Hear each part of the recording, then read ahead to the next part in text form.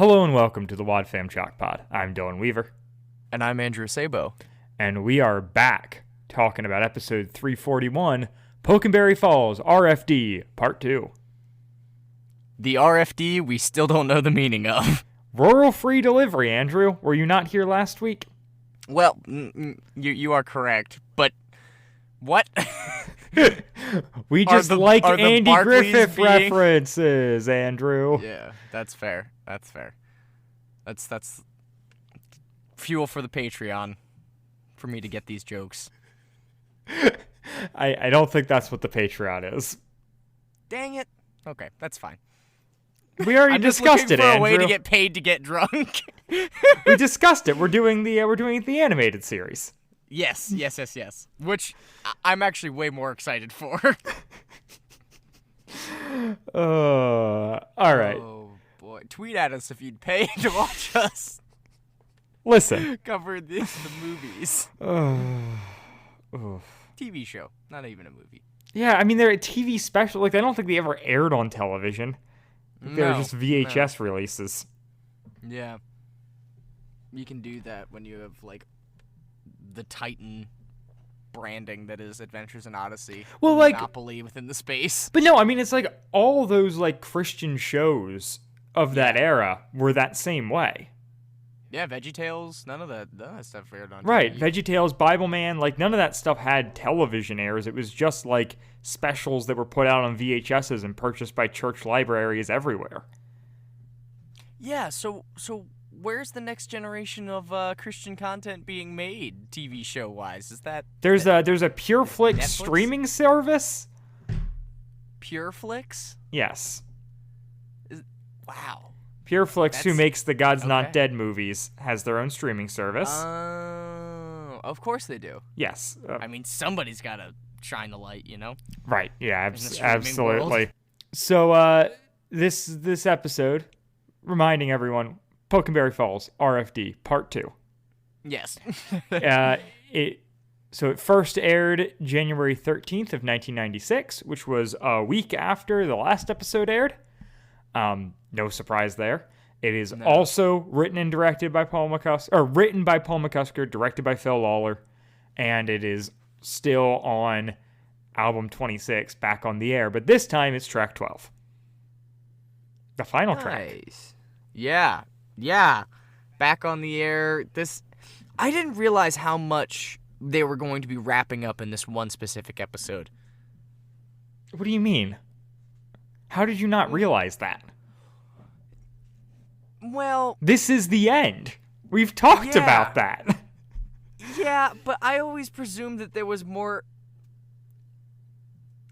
I guess I didn't take into account the fact that everything in Odyssey was going to end and they were going to give so much light to all of those relationships in Odyssey ending. Because they only kind of touch on it briefly at the end, but I was like, oh, yeah. They gotta say goodbye. Mm-hmm. Yeah. Yeah, it's a good episode. Yeah, really. It's very, very good. I'm excited to talk about it. Yeah. So the cast for this episode, new people wise, we've got the character of Barry Lionel, which is being played by Tom Williams. Tom Williams has been like 17 different characters in Odyssey. He's one of those kind of like, he comes back every once in a while, does a one-off. That's kind of it. He's had like various like voiceover jobs on IMDb. Weirdly, the thing he does most often, or did most often, I believe he has since passed. But he was like a go-to guy to voice babies in shows. That's okay. Very interesting, considering what we know of Lionel, not Richie, but or Messi. What's his Barry Lionel. Barry Lionel. Yeah, it is. It's weird. He was like the voice of babies, and I assume that's just the sounds, or maybe it's like baby talk. I'm not sure, but in shows like Coach and Night Court and The Fresh Prince. What? Yeah. So he just makes baby cooing sounds really well or something? That's my assumption. Okay. And I saw All right. a lot of them came up on IMDb as like uncredited. So I wonder a little bit if he didn't just like make some really good sounds that then just got shared around the industry. I think that's probably it. My guess is he did it once or twice a while back, and yeah, especially if it's uncredited. Yeah. I mean, sometimes it is credited, but I wouldn't like. I'd be really surprised if the the Fresh Prince of Bel-Air like brought in somebody specifically to imitate the baby noise that they needed. Yeah. Hey, you never know. He also, and I thought somebody's got to do it. I thought this was kind of fun. He also had a multi-episode run on Days of Our Lives, playing a character named Judge Whittaker. Yeah. Man, back when people named people Wit. Yeah. All right. You ready for the promo? I'm ready for the promo. It's a moment of decision for the Barkley family on the next adventure in Odyssey. Everybody's voting that George will take the pastor job at the local community church. But what about that offer from a small New England town called Pokenberry Falls? Will the Barkleys leave Odyssey for good? Learn more next time on Adventures in Odyssey.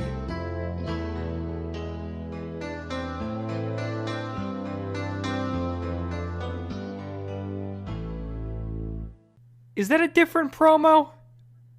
I don't remember yesterday well enough to know. Yeah, me neither.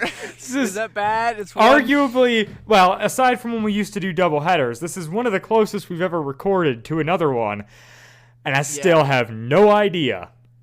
I can't really tell. I really can't. Yeah, well, because it doesn't have... Normally they have, like, episode-specific details, but these ones are both just like, are they gonna leave? Find out on Adventures in Odyssey. Yes. Yeah. And we'll get into it, but I love the manner by which they leave. It makes me happy. Yeah, I have a lot of, like, this was a very cool thing that this show did, and we'll talk about it more later, but I have a lot of respect for Odyssey. Yeah. For how they handled this. Yeah, so the episode starts off with just like a musical intro, and then George introducing the Barkley Family Chronicles, Tape 2. Yep, back when we used to say tape instead of track or file. Yeah. Yep.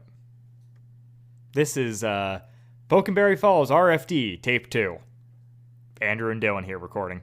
Yes, here we are. We're here to talk about... We're both speaking... I don't know if the Chalk Squad actually knew this, but pulling back the curtain a little bit, we do all of our episodes each speaking into our own tape recorder, and then I rip those tapes to a computer, and I combine them, and then I upload that. It's great, right? So unhappy all the time. That makes sense, right? There's no better way to do this. It couldn't possibly get not. you need it high quality, so you want the feel of that cassette tape. That's how you get you know how great our voices sound all the time. It's because we're on cassette tape. Yeah. Oh yeah. I mean, it's the vinyl of podcasts. You know, they don't put podcasts on vinyl anymore. Right. But back when they did. Exactly. Kind of like this. And if we could record straight to vinyl, we would. Eventually we'll hit our Patreon goal and be able to go to Third Man and record straight to vinyl. It'll be really cool. But we march the Chalk Squad down to Nashville and demand that Jack White let us record our Adventures in Odyssey podcast. Yeah, the way podcasts were meant to be heard. Yeah. On vinyl. Max 40 minutes long, 20 minutes aside that you have to flip over halfway through. Yeah. This is all good and funny, but I do in fact own a vinyl episode of a podcast. So, moving on. Yeah, no. That was why I started the joke. I know. All right, so the episode begins after they kind of do like the run back in and set up the framing device with Stuart. They go back to the church where George is still kind of sucks. Yeah, he's continuing to be just like Captain Negative. he's like, oh yeah, we'll go back to where we were to that place when we were trying to get a maniac out of the church. And I was like, boy, thanks for calling Owen a maniac, especially because, like, he's talking about, like, he says that line from the future. Mm-hmm. It would be bad in the moment, but this man is one of his deacons at this point. Yeah, that too. Is that wasn't told last episode, was it? What, that Owen was a deacon? Yeah. Yeah, the man causing all the problems was a deacon. Well, there's only 30 people in the church. Exactly. And there are 4 deacons, so. Naturally. But yeah, it is. I don't know how churches work. What's the ratio of deacons to members? I mean, 4 is probably high for 30 members, but. Yeah, that's what I'm thinking. But also, like, there's got to be a minimum number. Like, it can't be just a straight ratio. Yeah, maybe it follows some sort of, like, a parabola. No, that's not what I want. Not a parabola. What's the thing where exponential? There's some sort of No, wait, this would be reverse it doesn't matter. Like a standard normal curve situation? I don't think so. That's just something that I remember from statistics. Yeah, I've been out of school for too long. So George is, like, freaking out about, like, this whole thing and about, like, the fact that... and Ellis is trying so hard to be nice. Right. And, like, right, this doesn't... Like, he's like, oh, we'll de-escalate it and I'll take care of it and whatever. Like, George should stay back. It's one of the few moments that doesn't feel like Ellis being, like, overbearing and, like, trying to hide something and just genuinely, like, this is what he would do whether George was there or not. Yeah. No, that's the vibe I get from it, which is kind of upsetting. Yeah. The guy needs some help. Yeah. Some anger management issues. Yeah. So yeah, Owen's a temperamental artist who mostly paints houses, which is a funny line. He doesn't have a job despite painting houses. I guess houses? Yeah, I don't know, but and didn't they put in 6 developments? Yeah, you would think that business would be booming in the house painting industry. Yeah, I'm not sure, but because he doesn't have a job, he collects bottles for their recycling deposit, and when he gets mad, he smashes those bottles, which he is currently doing in the church. Yeah, and he's done it since they were a kid. He likes the sound it makes, which I can't blame him. I mean, the sound of glass breaking, while it can be scary, is very satisfying. Yeah, it was funny. I watched a movie last night in which in like the middle of a conversation, a dude just stands up, walks out to the porch, and drops a full glass bottle of beer off the porch, and then has no justifiable reason for why he did that. So this is weirdly a theme in my entertainment consumption right now. This is a sign, Dylan. If you have something pent up that you need to release. Yeah, you're fired, Andrew. Oh, dang it. So we then kind of it gets revealed that so they both Ellis tells George to wait outside while he goes in to handle it, and George is like, I'm going in too. So they both go in. Why not? Why? Why do you need to? Okay, I get it. It might be your church. No. No, I think. Nope. Yeah, he's tired of Ellis hiding things, and so he's like, all right, I'm gonna involve myself in this, which it's fine. And we then get the revelation that Owen's currently smashing stuff in the church because he was kicked out of his house. He had been living in the parsonage for the previous 2 years, and despite it not having any indoor plumbing, or was he kicked out by the indoor plumbing people? Right. Was there no indoor plumbing, or are the pipes just being replaced? It seems like the pipes are just being replaced because it is later revealed to be a massive and beautiful house. Yeah. Confusing. Very confusing. Then Owen has the brutal line of, maybe I should just swallow these bottles and die right here. Yeah. The man wants to pull a Jim Carrey's Grinch and just down some glass bottles. that was what I thought as well. Just munch on them and like, what? Odyssey? Like, what? Yeah. I don't think I've heard somebody threaten to kill themselves that By like, swallowing glass? Yeah, well, that convincingly or that obscurely on a children's show. Fair. Yeah. It's but yeah, it's very upsetting because obviously Owen, like the way that I heard it, I was like, okay, this guy clearly has some sort of learning disability, probably mildly autistic or something like that. Yeah. And or at the he's, very least, just like mental illness. Yeah, just general mental illness that is making it hard for him to adjust to what's going on. And, he's not somebody that really has his life together regardless, which we know. And, yeah, I mean, Ellis is good to him. Like, he's not necessarily... He doesn't de-escalate it because he knows that he has to get him out of there. So, like, I do respect him for, like, kind of doing what he needs to do. But it's very hard because it feels like Owen is the butt of the joke in this episode. Yeah. A lot of times, and I'm like, this guy... He needs help. Yeah, this guy needs help more than he needs anything. I mean, I don't know. If threatening to eat glass isn't a desperate cry for help, I don't know what is. Yeah. That's fair. So, yeah, and then Ellis is basically like, well, look, Owen, if you really want to keep your house, you are welcome to come to the meeting tomorrow and vote against George. Like, that totally works. Yeah. And invites him to attend the deacons meeting.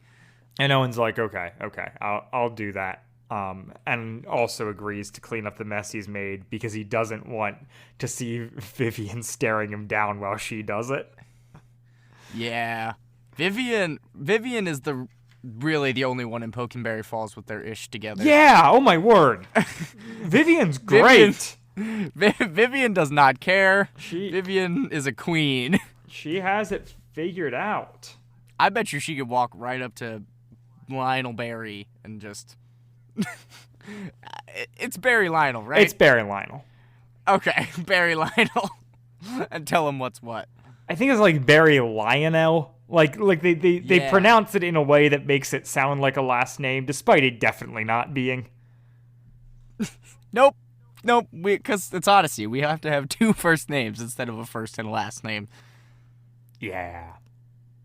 Yep. Jack Davis. Uh-huh. So,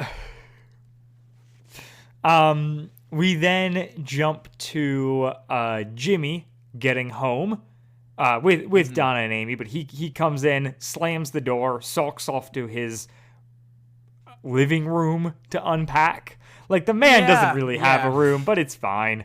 And Amy calls him immature, and her and Donna have this conversation where they kind of, like, rather than picking up where we left off, it's them recapping what happened, which is, like, funny if you're, like, if you remove yourself from it and you're like, so in the, Donna is narrating to the tape, not the actual events, but a recap of the events that happened in the episode? Yeah, that happened in real life, what she was saying. Well, because Amy's mad, obviously. So Amy's mad at Donna because Donna turns them down for drinking. Jimmy's mad that that Amy offered him booze because she didn't predict the fact that really pretty women can often be damaged and not have the healthiest coping mechanisms, which, me too, man. Me too. Buddy, everyone can be damaged inside. Exactly. Whether you look like, Owen Birch, me, or you look like Amy. Yeah. Whether you're a Dylan or an Andrew. I'll let you decide who's who. Am I a Dylan? Oh, boy. No, yeah, it's, well, I can definitely say, as I've only been in school to be a counselor for, 2 years, but everybody does have their crap. So you are 100% right in that. But yeah, so Jimmy's obviously super upset about this. And like I said, Amy is just upset that Donna thinks that she's better than them because she won't drink. and she's like basically explaining the fact that she drinks because she hates it here, and you don't drink because you don't live here. And as somebody who's like, I wonder the writer, like the story behind this, if they had like experience, because like New England, it gets a very bad rap for being a bunch of alcoholics, and I don't know that that's entirely inaccurate. I don't like. It's a very drinking heavy culture, so like the idea that if they're in the middle of nowhere, New England, and this is how the young people cope, I'm like, yeah, that checks out. Sure, but I don't. It's not. I'm not condoning it. No. I don't know. I don't love the stereotyping of that. Oh no, me neither. Me neither. Then why did you just contribute to it, Andrew?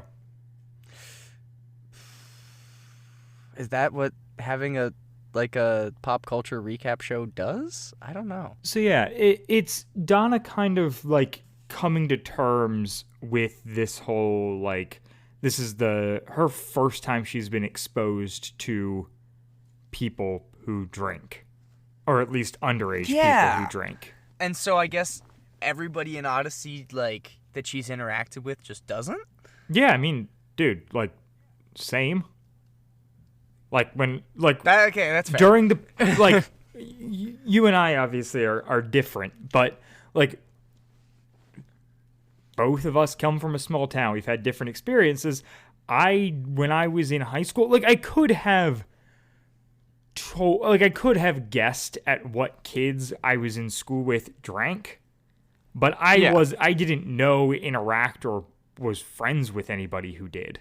That's fair. Like the people that we were friends, like there was like, it wasn't even like a thing that ever came up. Huh.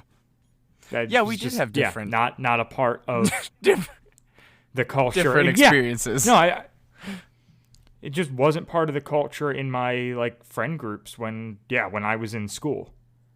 And I think for me, like it being homeschooled, be interacting with all the heathens, but no, I think working and stuff like that, like working in food service, and it attracts a certain demographic of people. And a lot of times I was working with people that were older than me, and most of them were over 21, or they were people that wished they were over 21 so they could drink legally. Right. So like, yeah, it became kind of a thing that I was exposed to, but now that I examine it, it makes a lot of sense that we don't have the same overlap, because that wasn't a part of the culture that brought you and me together. Right. Well, and you get the thing of like, all the businesses I worked for were like Christian businesses, where like the owners were Christians, and they were predominantly staffed by Christians. So that definitely skews things differently as well. Where like at school, I could choose who I was hanging out with, and it just, the people I was hanging out with, that wasn't a factor.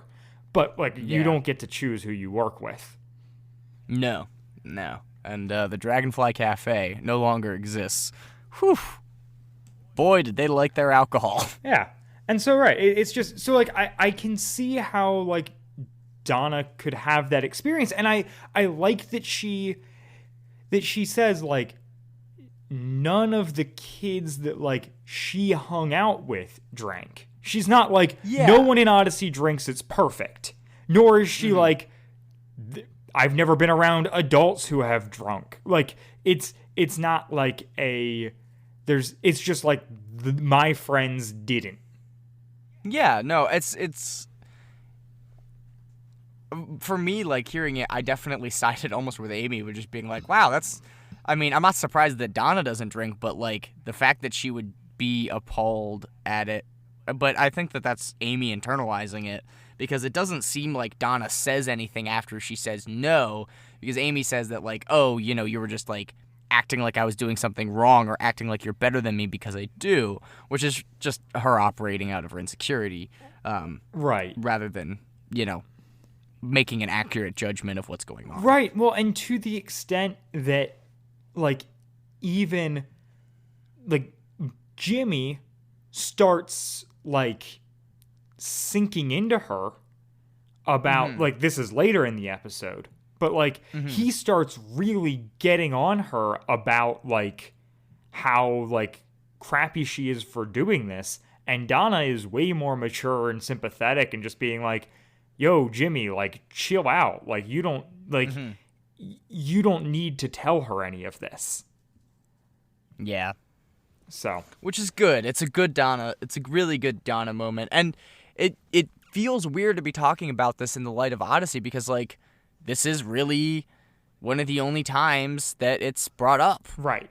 You know. Right. This is a not a. I mean, it's not a moral episode, but it's like the closest thing that Odyssey has to addressing consuming alcohol underage as like a cultural phenomena. Yeah, well, and it makes sense. I mean, as we talked about last episode, like the reason that the Barkleys are being ushered out of the show at this point is because like Odyssey is not set up to tackle teen issues.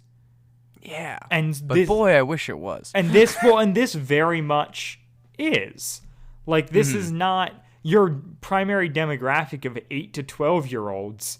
Yeah. This isn't going to apply to them.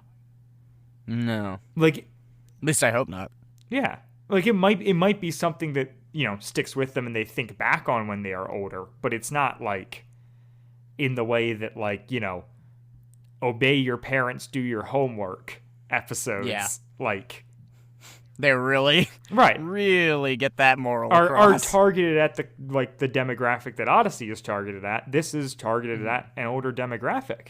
And I think it's I appreciate Focus for doing this episode, doing it in like a way that seems pretty even-handed and across the board and not like super like shamey.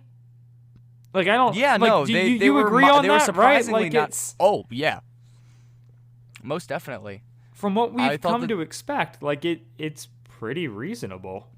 Yeah, well, and because Donna doesn't take the position of what you're doing is wrong, she takes the position of I'm not used to this, and the culture that I come from is different from you in this way. It's not you're wrong. It's I'm not used to it. Yeah, I'm not accustomed to it. I mean, I would say she, definitely leans on the end of, hey, like, you shouldn't be doing this. Well, yeah, because she mentions, like, well, you know, with me and my friends, it was just kind of always assumed that it was wrong. Right. And, like, Amy kind of responds by being like, well, it doesn't matter. Like, it doesn't matter what's right or wrong. It's what it takes to get by. And that's the way that somebody who needs a lot of help would talk. Yeah. And I've seen people like that, and there have been moments where I felt like that, and it's not cash money. Yeah. But it gives further benefit to the Barkleys joining and going there to help them. Mm-hmm. Absolutely. So the Barkleys then kind of interrupt to be like, man, like things are really seeming like things were really out of whack, but kind of that helped us understand what we needed to do. Mm-hmm. Like if this whole place had seemed perfect, then what's the difference between it and Odyssey? Yeah, definitely. Oh, well, and like the idea that like, what are you gonna come here for? Like, what are you doing here? What's your reason for it? It's got to either be better than Odyssey or it has to be more important than Odyssey. And it's kind of quickly established that in the way that they thought it might be better than Odyssey, it's definitely not. But we do learn that it is kind of more important for them to be there because they have something to share. Yeah. And so, they then have this dumb little dialogue where they're talking about, like, oh, it being the next day, and Vivian's hair color changed. She went from blonde to red. And George is like, oh, is that what happened? I thought maybe she was wearing different earrings, which, like, classic sitcom bit. Oblivious guy. Right. Doesn't understand how girls' makeup works. Yeah. And then Mary's like, oh yeah, Vivian was wearing wigs. She changed her hair every day the way Ellis changed his hat every day. And Jimmy's like, oh, at least she didn't put lures in her hair. I'm very practical, and honestly, if I was somebody who wore wigs, I think I'd be tempted to hide some stuff in there. Well, Andrew, there's still time. I could. Well, balding genetics do run in the family, so there you go. Maybe wigged Andrew isn't so far out of reach. Now we need you to have a Bart Rathbun style comb over. Yeah, no. If I'm gonna do a wig, it's gonna be like something nutty or like really long, something that I could never do with my hair. There you go. Catch Andrew in dreads 2030. Yeah. Me and dreads are like with like Billie Eilish green hair or something like that. Yeah. Just when I've, settled into my career and I'm a professional. Yeah, exactly. Yeah, you're going to be counseling. Counselors can look like anything, right? I hope so, because I certainly don't look normal. Just don't be a school counselor, Andrew. No. I got a lot of respect for school counselors, but they do not get paid enough for how hard they work. Yeah. Okay, then we go to the parsonage. Yep. Which is gigantic. Yeah, is everyone's like a thing. Victorian house or something like that was what I was imagining. I imagine it's just Wits End. Essentially. But yeah, Wits End was a recreation center before it was a... Yeah, was it a house before it was a recreation center? No, but it's like Victorian. They always talk That's about true. like it being this Victorian building, and I was just like, oh, it's the same thing here, right? They're gonna live at Wits End. I would love a spin-off with the Barclays where they discover like the secret passageways in their house and stuff. Just saying. More on that later.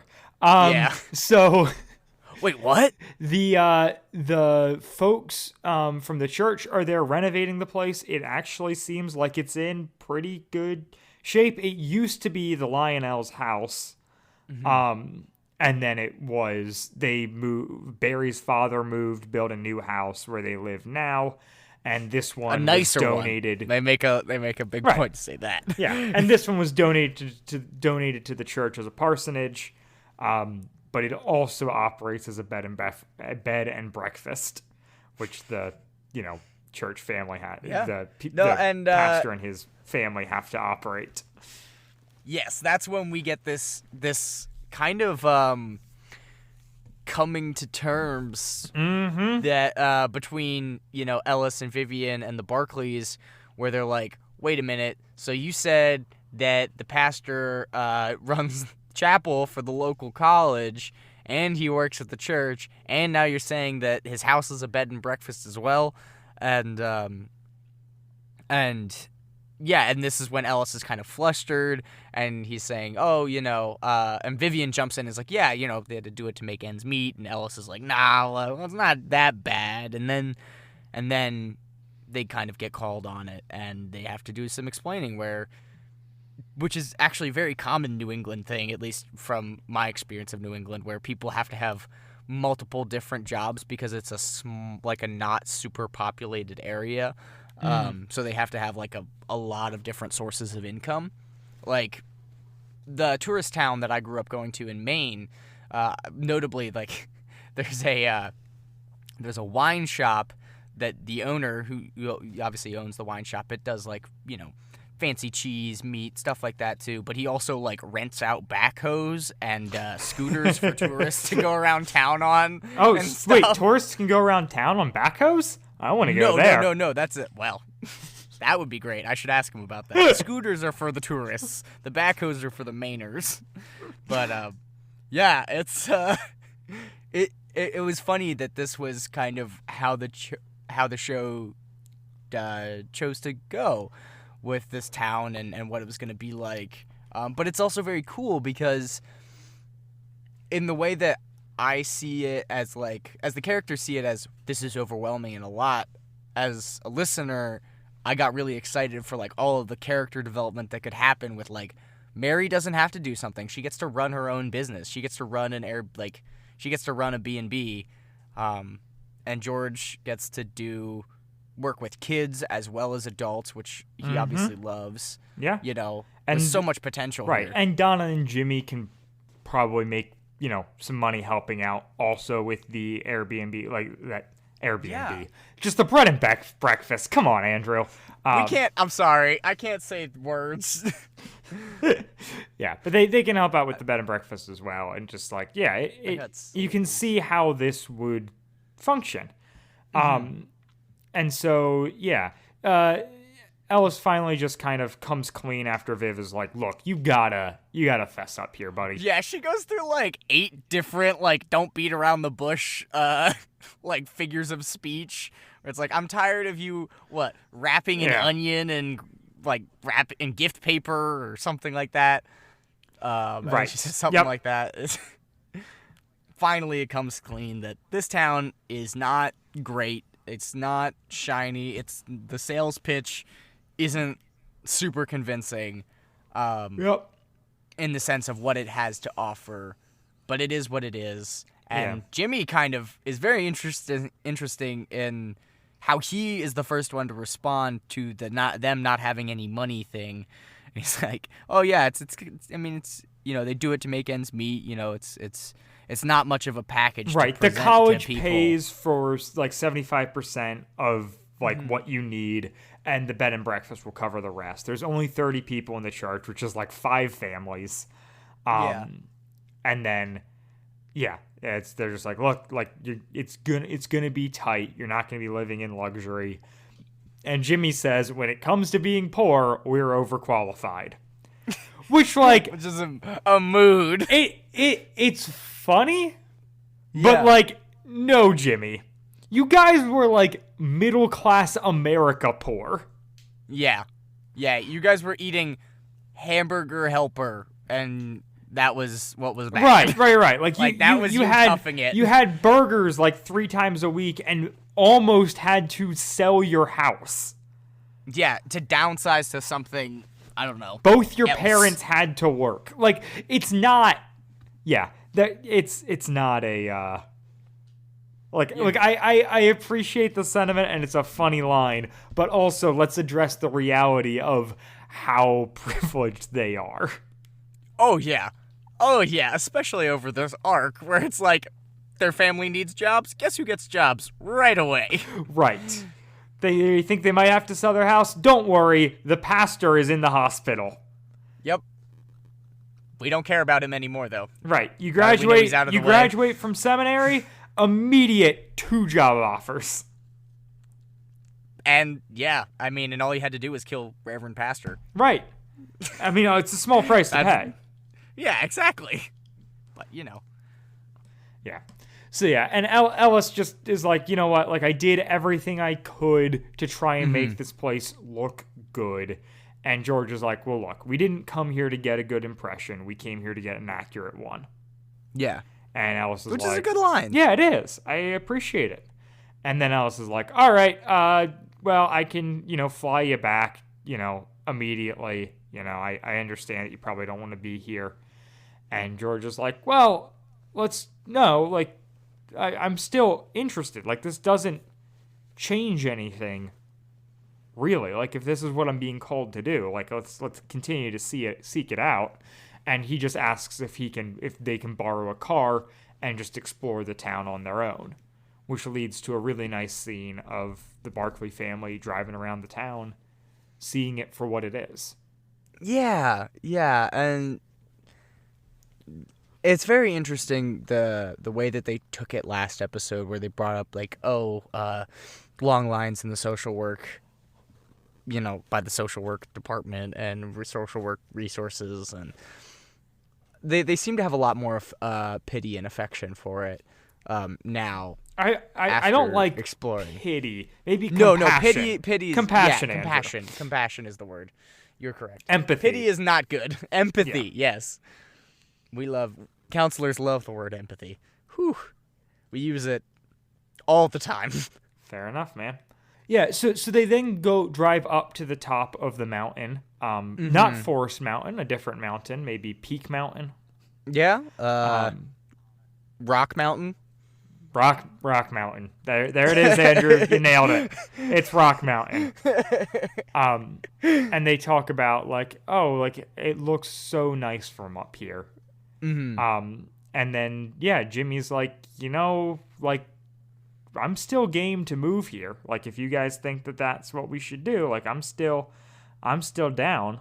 In just kind of this like he's a kid and he sees it as like another place for adventure. Like he's got this idea that there's like there's just no there's new possibilities here, and there's at least one really attractive girl here. So right. Yeah, exactly. There's always that.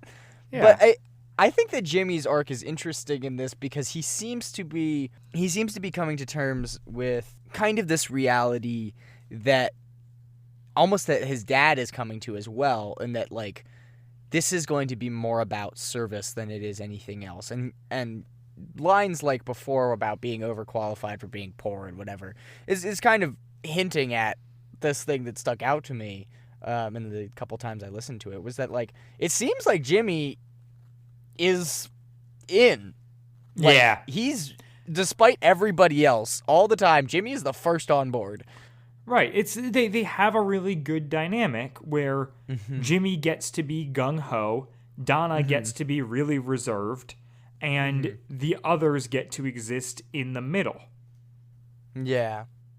Like the parents who have more perspective can look at it and be like, well, look, here are the ups, here are the downs, and the kids can only see one or the other. It just, it makes sense. Like it's a good spectrum that they bridge here.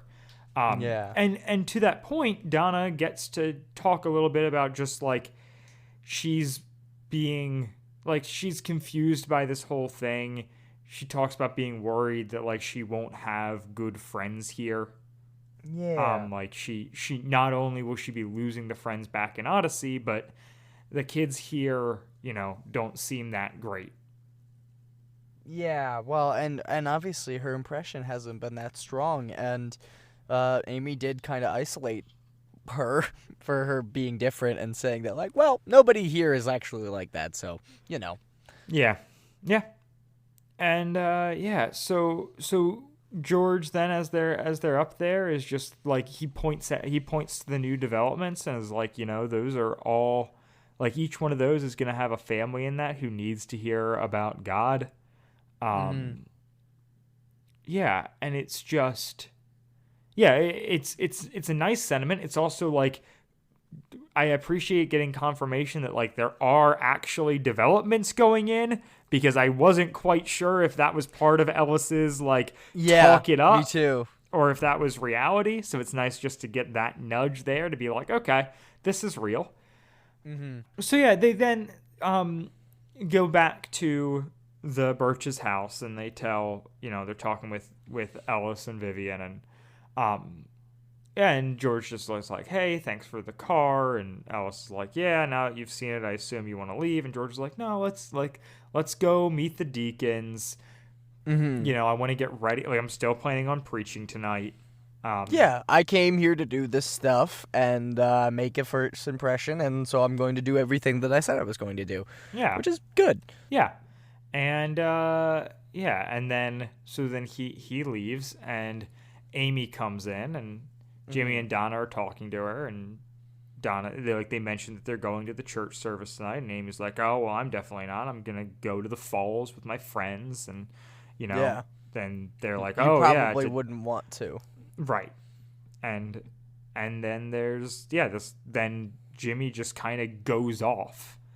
And doesn't he go for a walk? Well, so first he like blows up and is like, you're all twisted up on the inside. You're like, you look so pretty, but you're rotting on the like he's just like real, just like laying into him, as Donna's kind of like, yo, chill out, bro. Like over and Amy's like, let the little man talk.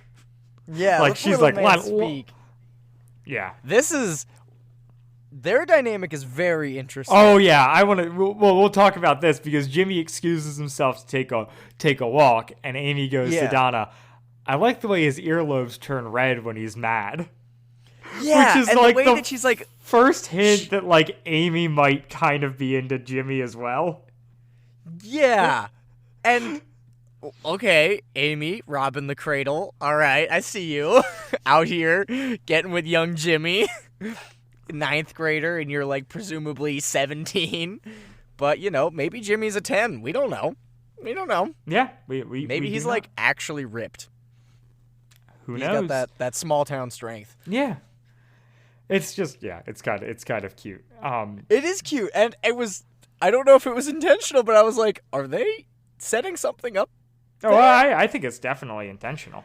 Yeah, and then Donna goes on has a really good monologue just about like how the people of Pokenberry aren't that different from the people of Odyssey, nor are like she and Amy that different. They're just reacting differently to their problems. They're like Donna's working to improve and reaching out to family and to God, whereas these kids in Pokenberry are turning to alcohol. Substance, yeah. It's super common. Yeah. It's actually, I did some research on this for school. I think I want to say 40% of all incarcerated people, or individuals have substance abuse disorder, which is insane that like half of the population that's incarcerated, according to like a 2018 study, has that. So that's a little tidbit. Yeah, it's a real thing. And yeah, it's just Amy's like still not having it. It's just like, okay, well, you know what? You stay here for 6 months, and then you tell me. And then we'll see what happens. You're just able to say that because you're popping in for a moment. You're going to go back to your perfect little life. I'm going to be stuck here, and I'm going to keep drinking because that is the way I make it through. Mm-hmm. Yeah, that's really hard to hear. Mm-hmm. A child say, but also that's not very uncommon, and the fact that she's 17 and both of her parents have passed away. Right. A thing that is not talked about at all, but, Yeah, no, unfortunately. Come on now. I thought that we were going to get at least a little bit more of that. Instead, we just get Jimmy yelling at her, telling her that she's broken and messed up on the inside. Yeah, and Donna being respectful and not doing that for what it's worth. We do like Donna. Jimmy's just love struck. Yeah. He's deeply disappointed that the really hot girl is also not really good for him. Yeah. Which, amen, you brother. Can't relate to that. Yeah. That's never happened to me ever. I don't know what you're talking about. Yeah, no, absolutely not. Andrew's had very healthy relationships exclusively. I'm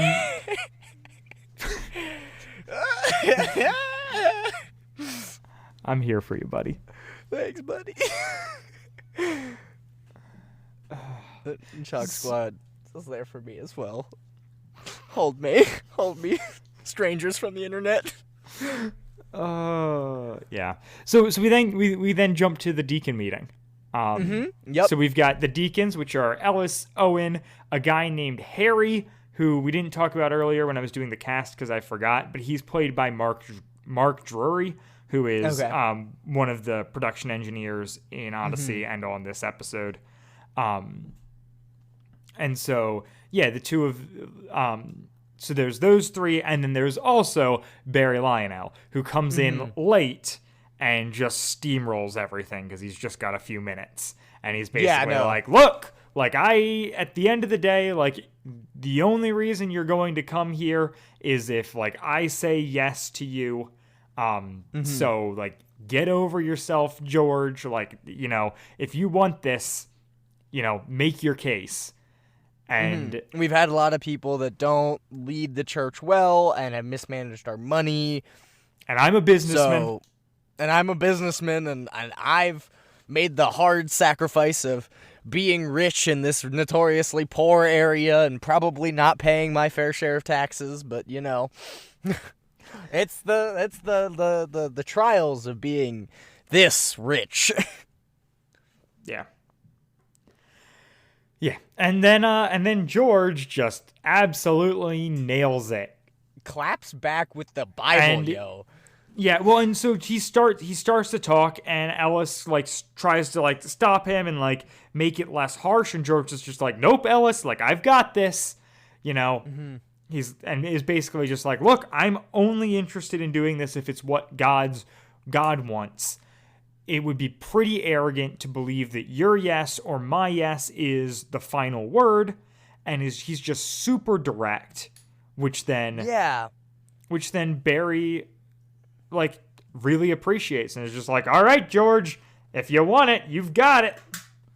Yeah, basically he stands up to Lionel, Mr. Lionel, because he has God on his side, and Lionel recognizes that and rewards him for it. And it's very cool to see that, like, and then George kind of mentions it afterwards, where, like, you know, it took me a year away from business people, which a year, my gosh, my guy became a full-blown pastor in a year. Even if we're going 23 months, so it's not quite 2 years. Yeah. He you know, he has had this time away. His life experiences have taught him how to deal with these people, or people that to behave a certain way. Which is cool because that's kind of the motif of this episode, where it's like, it's not that everybody here is nice. It's that this is what God wants. Yeah. Yeah. And so it's and no one still wants to vote him out. Yeah, exactly. No one's like, I vote against him. And everyone's like, get out of here, Owen. We have... Yeah. Aw, poor guy. I mean, you know, he's getting evicted. Right. A little bit more sympathy would be nice, but... Yeah. No, I agree. But it was funny though. Yeah. But yeah, it is a bummer that like a church is evicting a man from his house and not offering any support. Yep. Yeah, I'm going to choose to believe that was another reason I didn't listen to this episode more as a child. Yeah. So then it's George talking with his family just about like how like he, you know, was in business with a lot of people like Barry, and he'd always wished he could. Yeah, he'd always wished he could reach them, and just never found a way. So like, this is a chance, and also like it gave him like his business experience gave him the tools he needed to handle that situation. Where he's like, these guys just want me to shoot straight. I'm just going to be super direct, and he gets rewarded for it. Yeah, it's really cool. Really cool to see George do that.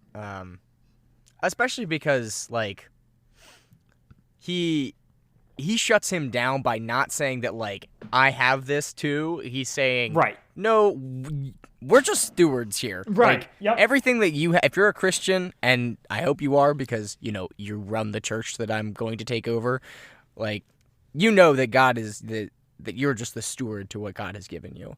And that's kind of what puts Mr. Barry in his place. Yeah. Mr. Lionel. Barry's his first name. Well, I could call my dad Mr. Brian, I suppose. But yeah, and then George, we kind of jump out, and George is talking about like preaching that night, and he preaches on when Jesus was called out into the wilderness, and then like jokes about how clever he was in that. Yeah. Which, yeah, it was one of those weird moments where he was like, and does anybody remember what I preached on? And Donna chimes in, oh, yes, I know exactly what you preached on. Da, da, da, da, da, da. Jesus was out in the wilderness. Being tested and all these illusions and, yeah. Because that was clearly the biblical allegory for what was happening. Right, yep. And he's like, yeah, I'm pretty clever, aren't I? And they all roll their eyes because he's a dad. Yep. And like, yeah, sure. All right. And then we get the plane ride back. They're like, okay, like, we're exhausted. Right. We'll talk about this when we get home. And then they immediately just decompress on the plane. Yep. And, you know, Mary's just like, if this had all gone smooth, then there would be no reason for us to accept. And Jimmy's like, well, you know what? I think if it's up to you guys, but for what it's worth, I think we should do this. I want to be able to be a good influence on the town. And Donna chimes in to be like, she hates the idea of leaving, but also agrees with Jimmy's reasoning. Yeah. Which I really appreciate. It's like a nice moment of growth, and it shows that she's not oblivious to what's going on here either. And it's it's a nice good Jimmy moment too. Yeah, but it's it's great for Donna to be selfless in that, and just it's mature. Listening through the arc the way that we have makes me see the connection between Lawrence and Jimmy and kind of his growing up, and kind of building to this where now he's been built up. He's had his test trials. He had Lawrence in the good old small town of Odyssey, that kind of taught him that he cares about other people more, and caring about other people makes him a happier person. Yeah. And so it's really cool to see that kind of come to fruition here, with him being the kind of person that's the most comfortable with moving on and taking on this new challenge. Yeah. Yeah. And then, they all just, then it's just George praying. Basically lead, guide, direct us, your will be done. As we fade out, and we come back in on the tape being interrupted by the movers. Yeah. And then they all are going to Wit's End to say goodbye, and that's the episode. And it's just, I love that they let the decision be subtext. I think that is an amazing choice, and shows a good deal of restraint from the writers, and it just plays nice. That there is no, that non-committal conversation was them coming to terms with it and agreeing to do it. We didn't need some conversation of them ironing out the details. Their minds had been made up. Now they are acting on it, and we just go out on that. Yeah, well, and just the transition that gets to be made with them saying that, the moving truck is here, and you're like, it's wait, cool. What? They all that's it. The decision's made. You as the audience are just oh shoot, that's not how you expect these stories to go. No, yeah, well, especially with Odyssey and their family dynamic, they do a lot of.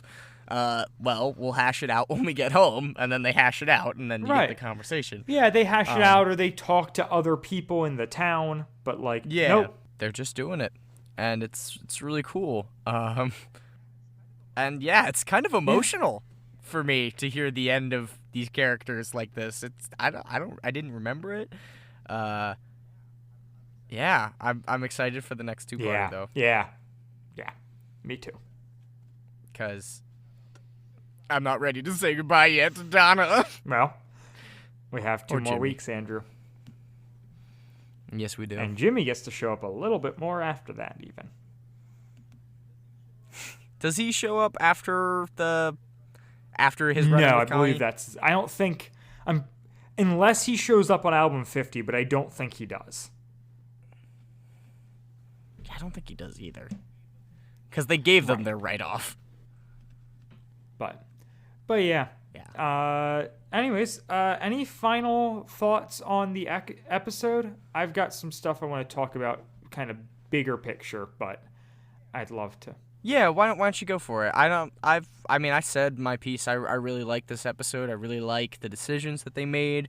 The audio engineering was fantastic of all the different sceneries they were in. I really... It's I thought it was understated, just but well like done all around. really good. Yeah, the soundtrack was good. Like we said, the format of them talking through video diary, I think, was just great. So yeah, nothing but thumbs up from me all around. Except for the stereotyping New England thing. That's He tough. does, in fact, show up on album 50 in the Triangled Web part 1 and 2. Oh, that's right. Jimmy comes back. Yep. So he's part of that whole That's people right. coming back to Odyssey for album 50, which makes sense. But yes, that is. So what was it that you wanted to get into, Dylan? So yeah, so this is coming out of the official guide, but there was talk internally about a Barkley family spinoff out of this. So there was an idea at the time that they could do a radio drama targeted towards older kids that all took place in Pokenberry. They have a bunch of unproduced scripts for this, and thought we do a series called Pokenberry Falls or whatever. And the only thing that ever came out of that is It's a Pokenberry Christmas, which is what we'll be talking about. But I think it's also lends a little bit more like interest and insight into the Pokenberry Falls RFD thing, because Mayberry RFD was a spin-off of the Andy Griffith Show. And if this is the backdoor pilot for a Barkley show, then that nod makes even more sense. Oh, yeah, for sure. That's, okay. Yeah, I mean, now I'm just really disappointed that didn't ever come to fruition. Yeah, me too. Like, it just seems like, a missed opportunity. Right, and, like, something that would have meant a lot to us. And also, like, I'm curious as to how much, like, what the current demographic of Odyssey is. If it's still 8 to 12 or if it actually does skew older. Like, I have no idea. I think that there's a lot of people that have stuck with it. I don't know how many people have, to the extent that we fair. have. It's just, like, I'm in a weird position of, like, all of my interactions with the Odyssey community are obviously by people who are old enough to be on the internet, meaning they're not 8 to 12. Yeah. But I can't imagine that is the majority of people listening by any means. But I am just like, oh yeah, it would be fun to have, like, an older geared Odyssey, get to see the Barkleys do some more mature stories, and yeah, just kind of a bummer that never got off the ground. Yeah, who knows? Maybe we'll get something with, like, Matthew and Emily or something like that in the future. Maybe Suzu and Mori get their own show. Oh, God. Oh, no. Please don't give me that. I don't want that. I don't want to listen to Atticus Schaefer speak any more than I have to. Oh, so, yeah, that's... Nothing against the guy, just the character. I mean, that's fair. But yeah, so that's kind of my final note as we go out on... go out on this two-parter. That's so cool. And, yeah. So was the Pokenberry Christmas episode, like, that was a part of the original scripts that were made for this reboot or for this? It's a little unclear. Spin-off? They just said, like, they were hoping to create more of these episodes, possibly even a whole spin-off. And the only thing they ended up doing was Pokenberry Christmas. So it doesn't sound like it was really it was that much of a choice, but it definitely doesn't sound like, oh, we had a bunch of these in the can, including Pokenberry, and that's the only one we produced. I think it's just like, they were like, we had some scripts, we talked about continuing the Barkley story, we didn't, and then we eventually came back with Pokenberry Christmas. Yeah. Yeah, okay. That's... Well, focus on the family. I would probably disagree with most of the things you have to say to young adults. However, please make them so I can make more content and talk about them. Thank you very much. All right. And with, I don't know, is there any, I've got nothing to plug. You got anything there, Andrew? I am plug free. All right. Then we'll be back next week to, I don't know, kind of bid for, well, I guess we still have 2 weeks to go. The penultimate of the George Barkley saga. Yes. Pastor the George Pastor Barkley George Barkley arc, I believe I called it, but we're good either way. You- So we'll be back next week to talk about episode 385, It's a Pokenberry Christmas, Part 1. Bye. Bye, guys. WadFam Chalkpod is a presentation of the Lidditz Podcast Co-op. This show is a fan podcast and has no official affiliation with Adventures in Odyssey or Focus on the Family. As such, the copyright is ours under Creative Commons. Follow the podcast at WadFam Chalkpod on Twitter and Instagram, or email us at wadfamchalkpod@gmail.com. Pokenberry Falls RFD Part 2 was hosted by Dylan Weaver and Andrew Savo, and edited by Dylan Weaver. And I'm Nathan Haberstick, hoping you'll join us again next time for more of the WadFam Chalkpod.